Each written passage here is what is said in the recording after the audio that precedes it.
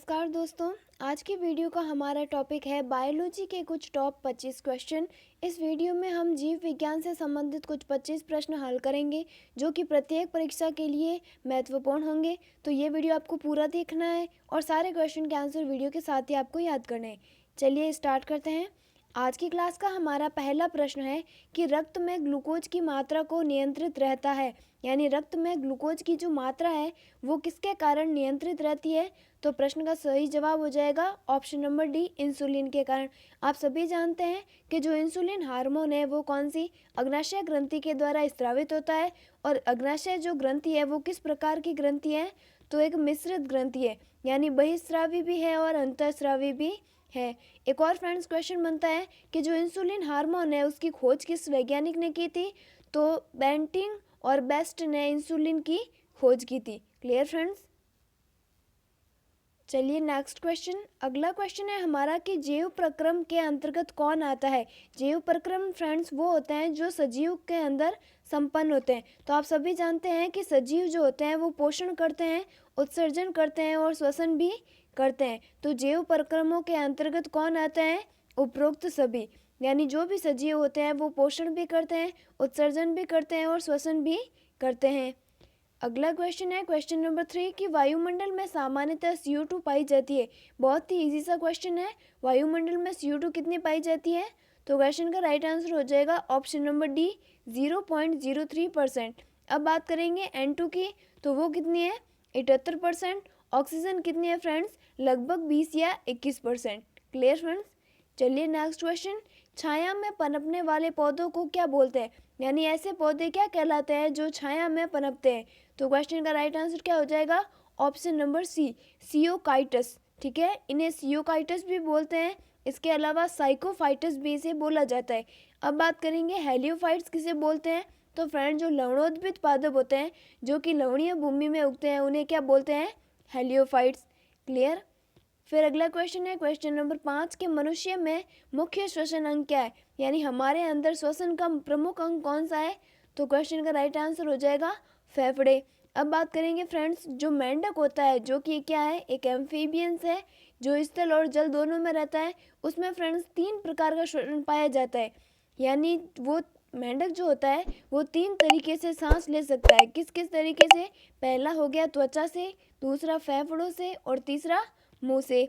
अब बात करेंगे फ्रेंड जो मछलियाँ होती हैं वो किसके द्वारा श्वसन करती हैं। तो मछलियों का श्वसन किसके द्वारा संपन्न होता है, गलफड़ों के द्वारा। ये भी आपको याद रखना है।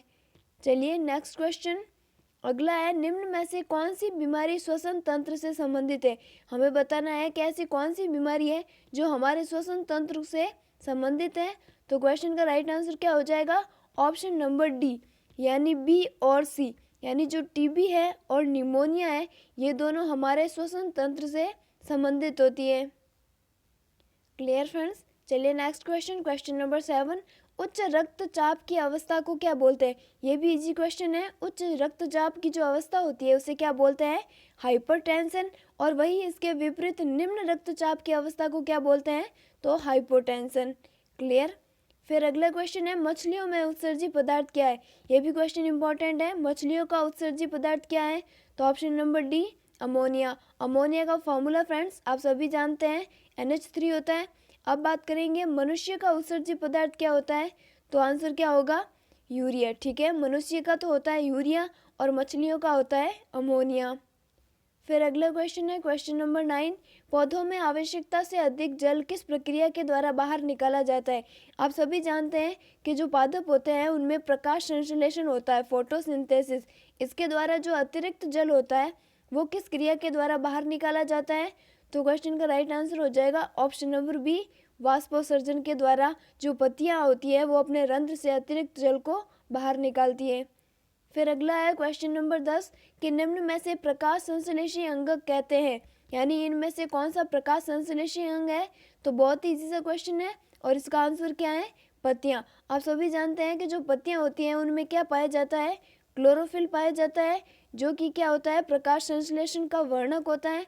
अब बात करेंगे फ्रेंड जो क्लोरोफिल है उसमें कौन सी धातु पाई जाती है। तो मैग्नीशियम। ये भी आपको याद रखना है।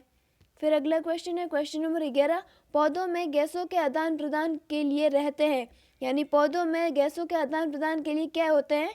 तो ऑप्शन नंबर बी रंध्र, जिन्हें इंग्लिश में क्या बोलते हैं फ्रेंड्स? स्टोमेटा। ठीक है, फिर चलिए फ्रेंड्स नेक्स्ट क्वेश्चन, हार्मोन शब्द का जो नामकरण है वो किसने दिया? तो फ्रेंड्स सबसे पहले जो हार्मोन है वो होते क्या है? तो अंतःस्रावी ग्रंथियों द्वारा हार्मोन को स्रावित किया जाता है। अब बात करेंगे हार्मोन शब्द का जो नामकरण है वो किसने दिया था? तो क्वेश्चन का राइट आंसर हो जाएगा ऑप्शन नंबर सी बेलिस और स्टारलिंग ने। चलिए नेक्स्ट क्वेश्चन, पृथक्करण का नियम किसने दिया? ये तो बहुत ही इजी सा क्वेश्चन है। पृथक्करण का नियम किसने दिया था? तो ग्रेगर जॉन मेंडल ने। इनका ये कौन सा फ्रेंड्स? मेंडल के दूसरे नियम को ही क्या बोलते हैं? पृथक्करण का नियम। अब बात करेंगे मेंडल ने अपने प्रयोगों में किस पादप का प्रयोग किया? तो मटर के पादप का प्रयोग किया, ये भी आज जानते हैं। फिर अगला क्वेश्चन है क्वेश्चन नंबर 14 के द्विनाम पद्धति के प्रतिपादक कौन थे? यानी द्विनाम पद्धति यानी जो भी जीव हो गए, पादप हो गए, उनके नामकरण कौन सी विधि से किया, कौन सी पद्धति से किया जाता है? द्विनाम पद्धति से, जिसमें क्या होता है? पहला नाम लिखा जाता है वंश का और दूसरा नाम किसका लिखा जाता है? जाति का। जैसे अगर हम एग्जाम्पल की बात करें तो प्रोसोपिस सिनेरिया जो क्या है वो खेजड़ी का वानस्पतिक नाम है, जिसमें प्रोसोपिस क्या है? वंश है और सिनेरिया क्या है? जाति है। तो ये जो पद्धति है उसके प्रतिपादक कौन थे? तो क्वेश्चन का राइट आंसर हो जाएगा ऑप्शन नंबर सी। कौन थे फ्रेंड्स? Carolus Linnaeus. फिर नेक्स्ट क्वेश्चन है कि मानव की आंत में पाए जाने वाले जीवाणु का क्या नाम है? ये भी आप सभी जानते हैं कि मनुष्य की आंत में पाए जाने वाले जीवाणु कौन सा है? तो एसेरिकिया कोलाई, जिसे क्या भी बोलते हैं हम शॉर्ट फॉर्म में ई कोलाई। अब बात करेंगे फ्रेंड्स, एक नाम आया है विब्रियो कोलोरी। ये आप सभी जानते हैं कि जो विब्रियो कोलोरी है वो किसका जीवाणु है? हेजे का, यानी हेजे जो होता है वो इस जीवाणु के कारण होता है, ये भी आपको ध्यान में रखना है। फिर अगला क्वेश्चन है, निम्न में से सबसे छोटा जीव या सबसे छोटी कोशिका कौन सी है? तो हम सभी जानते हैं कि सबसे छोटी कोशिका कौन सी होती है? माइकोप्लाज्म, जिसे सबसे छोटा जीव भी बोला जाता है। अब बात करेंगे अगले क्वेश्चन की कि सर्वप्रथम विषाणु की खोज। विषाणु फ्रेंड्स जैसा कि आप सभी जानते हैं इसे इंग्लिश में क्या बोलते हैं? वायरस। अब बात करेंगे वायरस की खोज किसने की थी? तो इवानोवस्की ने। Option number A right. फिर अगला क्वेश्चन है क्वेश्चन नंबर 18, चेचक के टीके का विकास किसने किया? ये तो बहुत ही इजी लेवल का क्वेश्चन है। चेचक के टीके का आविष्कार किसने किया था? एडवर्ड जेनर ने।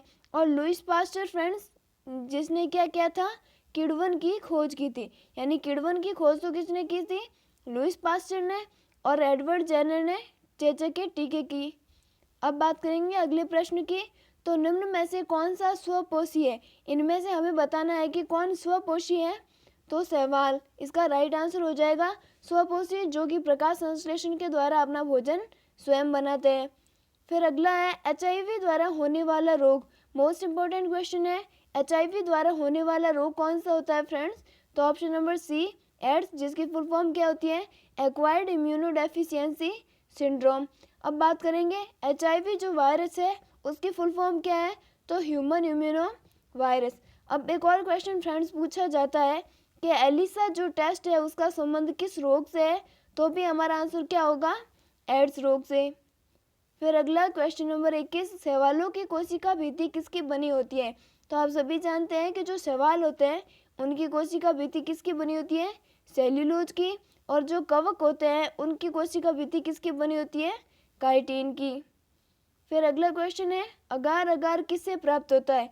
तो अगार अगार जो होता है वो किससे प्राप्त होता है? तो ऑप्शन नंबर ए शैवालों से। फिर अगला क्वेश्चन है, निम्न में से किसमें क्लोरोफिल नहीं होता है? हमें बताना है कि इनमें से कौन से पादप श्रेणी में क्लोरोफिल नहीं पाया जाता है। तो क्वेश्चन का राइट आंसर हो जाएगा कवकों में क्लोरोफिल नहीं पाया जाता है। अब बात करेंगे अगले प्रश्न की। अगला प्रश्न है कि गाजर क्या है? यानी जो गाजर है वो पुष्प यानी पादप का कौन सा भाग है? तो आप सभी जानते हैं कि जो गाजर हो गया, मूली हो गया, ये क्या है? पादप की जड़ें हैं। और तने की बात करें तो जो आलू होता है वो क्या होता है? पादप का तना होता है। ठीक है, आज की क्लास का हमारा लास्ट क्वेश्चन, वर्गीकरण की आधारीय इकाई क्या है? आप सभी जानते हैं वर्गीकरण आपने पढ़ा होगा, जिसमें संघ होता है, वर्ग होता है, कुल होगा, उपकुल होता है। आगे वंश और जाति, तो हमें पूछा है कि सबसे जो आधारीय इकाई है वो कौन सी है।